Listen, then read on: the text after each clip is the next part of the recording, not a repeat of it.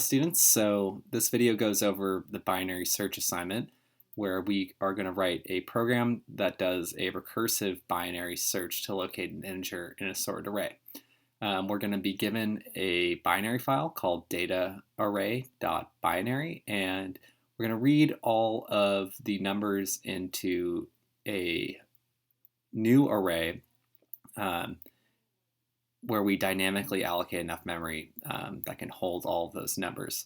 So it's going to be very similar to how we were reading numbers into an array for merge sort.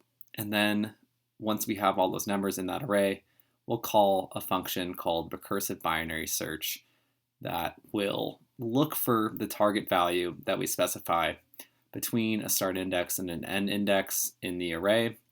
And what this function will do is it will look for that number, and basically it will call the function again if we do not find the number within the midpoint between these two indexes. So it's very similar to the strategy we use for number guessing game. Yet the recursive binary search will just keep on calling itself. So we're going to call the function from within the function if we do not find the value at the midpoint. And what we'll do is if we don't find the function at the midpoint, we'll pass in new values in the recursive function call, basically changing the start index and the end index to basically just look either in the first half of the array or the second half of the array, and then just keep on recursively calling the function, shortening the search space until we find the number, the target value, at the right midpoint. So let's get started. First, let's tackle reading the values in the data array.binary file into our own integer array. So let's basically unpack the three types of files we'll need. So like you're probably used to at this point, we're going to need an interface file, and you can pause the video here, and if you want to copy the function, we're going to declare the function in the interface file. So it's going to return an int. It's called recursive binary search, and it will take in an int array, a start index, an end index, and then target value we want to find. Great. And when we go to the BinarySearch.cpp, we'll basically define the function in this file. So I have some comments in here about what we need to do in order to find the target value, and we'll go over this later, but if you want to pause and just set up these two files, the BinarySearch.cpp and BinarySearch.h, and you can do that now.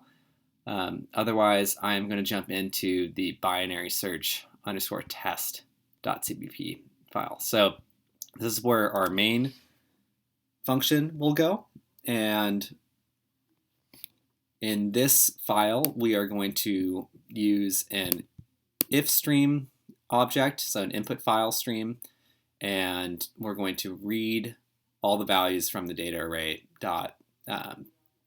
binary file. So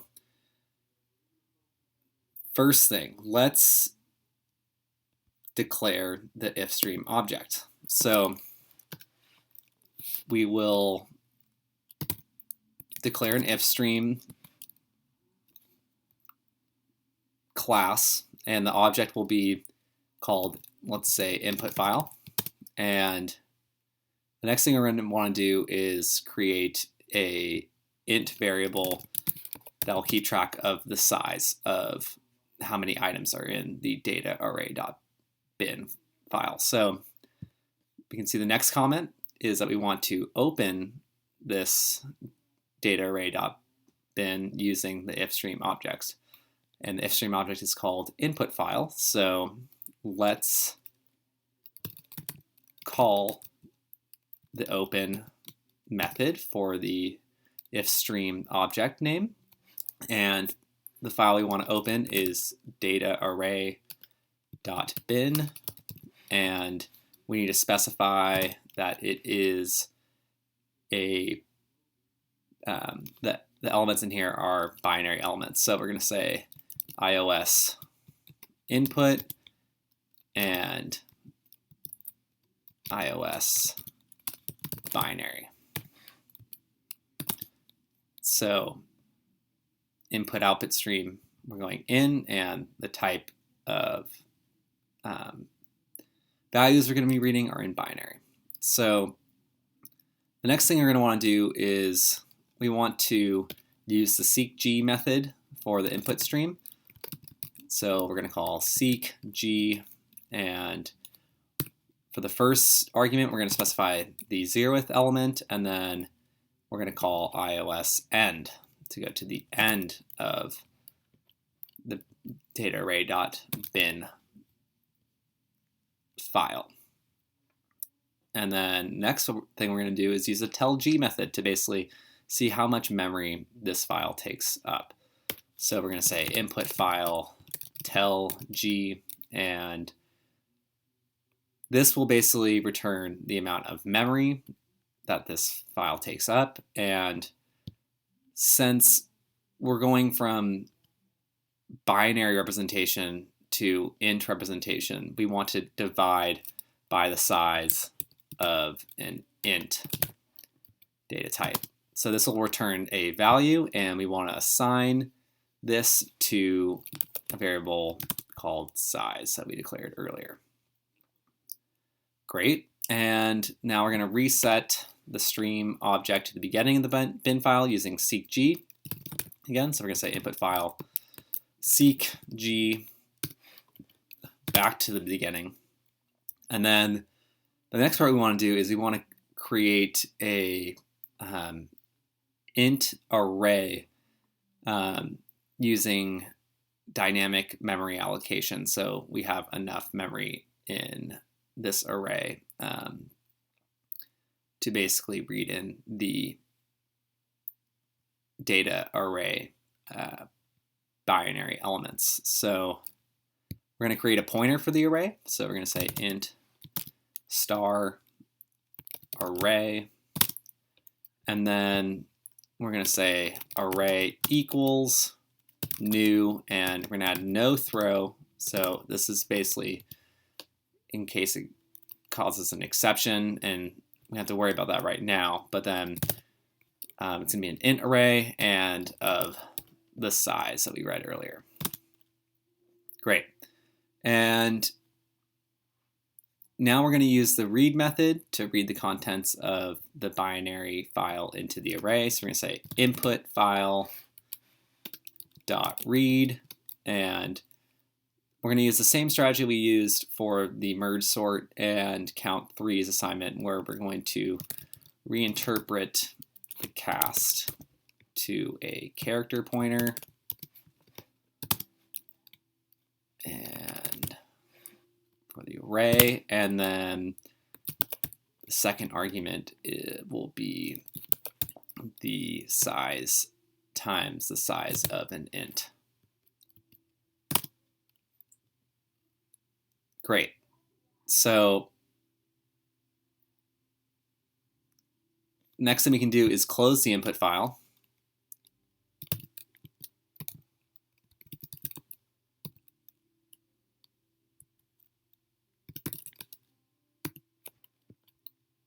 Great. And so now we can begin the process of asking the user basically what value they want to find in the array. So there are two things here. I'm not sure if the data array.binary file is sorted or unsorted from the beginning. If it is sorted, we can just continue asking the user for a value to search. If not, what we'll have to do is sort the array, and what you can do is you can basically use, for example, the merge sort function that you wrote earlier and put that in the header file and binary search file and call merge sort on this array. But I am going to continue assuming that the data array is already sorted. So I'll put a comment here that says sort ? So let's just continue assuming that it is already sorted. And the next thing you're going to want to do is create two int variables. One of them will be called value. So that's the value that the user will want to search for. And then we're going to also create a result int. So that will be, we'll assign this to whatever the function returns to us. So the next thing we'll want to do is talk to the user. We're going to say, enter the number you want to search. So we're going to send an output message that says, enter the number you want to search.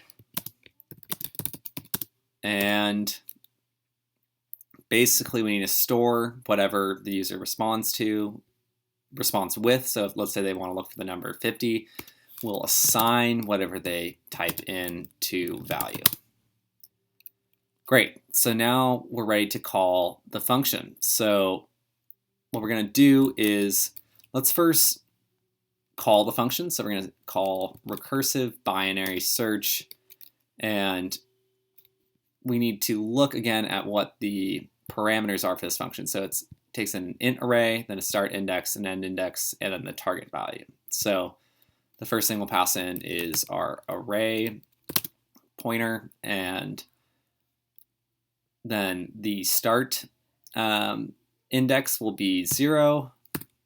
The end index will be size -1, since it's an array which is starting at 0. And the target value is whatever value they entered.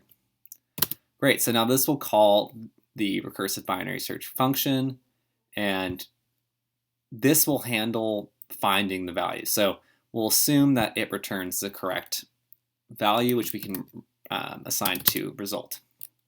Okay, so the next thing we need to do is we need to see if we found the right value or not.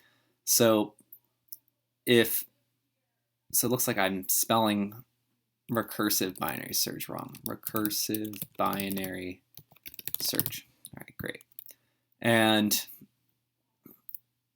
this function will return a negative value if we didn't find the value that they were looking for, and otherwise it will return that value. So if we didn't find it, the result will be less than 0. It will be a negative value. So what we want to see is two conditions. One if we didn't find it, and one if we actually found the result. So if we don't find it, we know that the function will return a negative value. So if result is less than 0, we did not find it.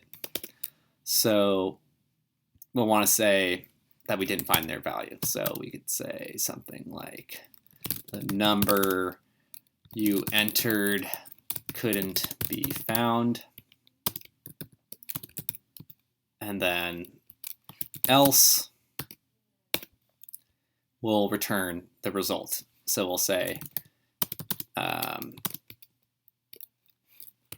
your number was found at the index, with a space in there, result in the array,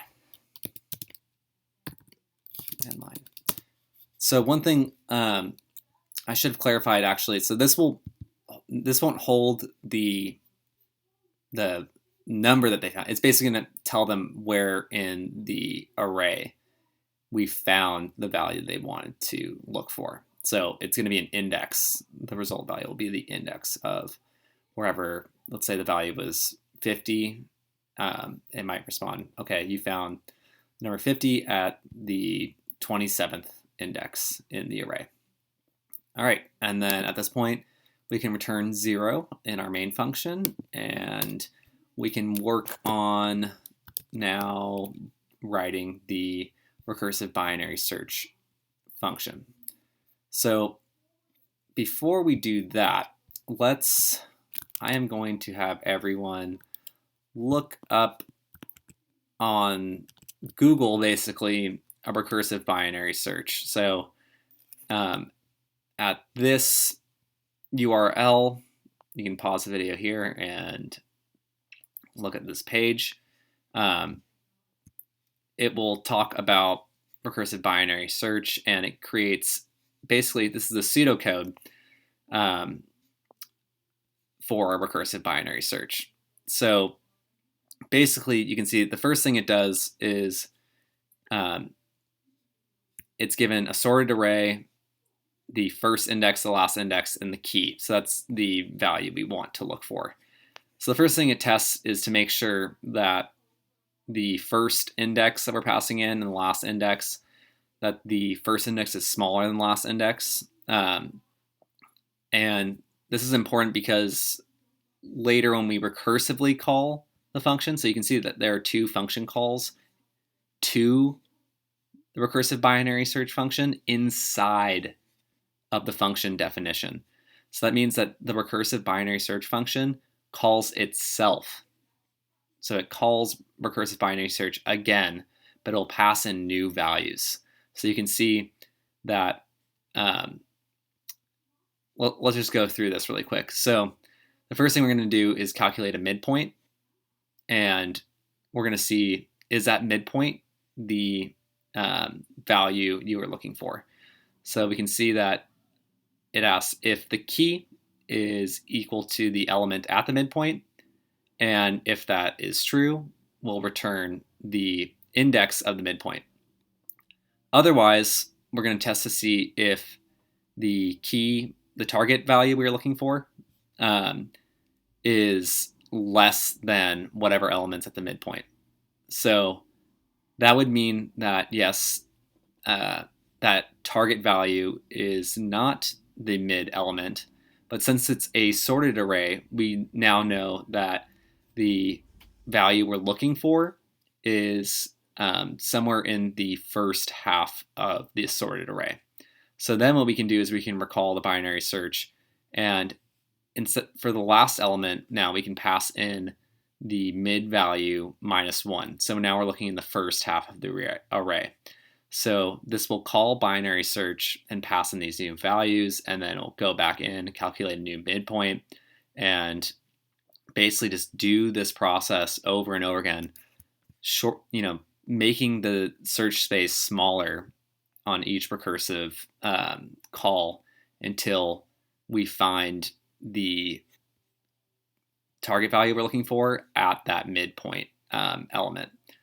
So in this else statement, we're basically calling on the upper part of the array. And if we don't ever find the key value at the midpoint element, we'll return a negative value.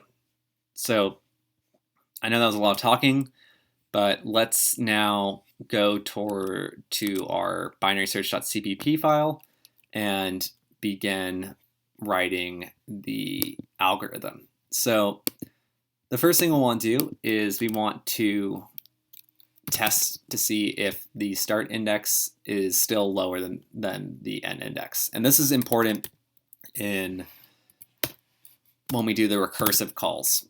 So we're going to pass in different values, and we can imagine that at one point perhaps the start index is, the end index that we're passing in, whatever the midpoint is, turns out to be lower than the start index. So this is going to basically be kind of the safeguard for the recursive calls. Then I'll copy in these comments.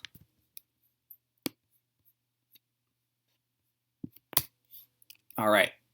So the next thing you're going to want to do is compute the midpoint within the range of possible numbers. So basically, we'll declare a mid int variable, and that will be the start index plus the end index divided by 2. So this is going to be awfully similar to the NumberGuesser algorithm that we use to find the number, except we're just doing it through recursion, so calling the same function again, but with different parameters. So the next thing we're going to want to do is we're going to see whether this the element at the mid index is lower than or higher than the value we're trying to find, the target value. So we can see the next comment is if the target value is, we need to first check to see if this, the element at the midpoint is the target value. And then we'll want to return the midpoint as the correct index. So we're going to say if the target value is equal to the array at midpoint, that means we found it. And we'll return the index that we found the target value at, which is mid. All right, the next thing we'll want to do is add an else if statement and copy in this next comment here. So this is else if the target value is lower than the midpoint, we'll recursively call the function using the lower half of the array. So we're going to return a call to the recursive binary search. So I'll just copy the header here, and we'll pass in the new arguments that we want to call the function recursively. So we're going to pass in the array as the array that we're using, and so in this case, the target value is lower than the midpoint. So we're going to want to still include the start index, and we're going to update this end index. So we don't need to look at the very end of the array anymore, since we know that basically values that are between the midpoint and the end index aren't within the search space for the target value. The target value we need to actually add a condition here. Sorry, my apologies. So else if the target value is lower than the array at mid, we know that we can search in the first half of the array. So the first half of the array will be the start index and then the value 1 lower than the midpoint. Great. And we can still include the target value as the number that we're looking for. Great. So then the final else statement is if the target value is greater than the array at the midpoint. So in that case, we'll recursively call the function using the upper half of the array.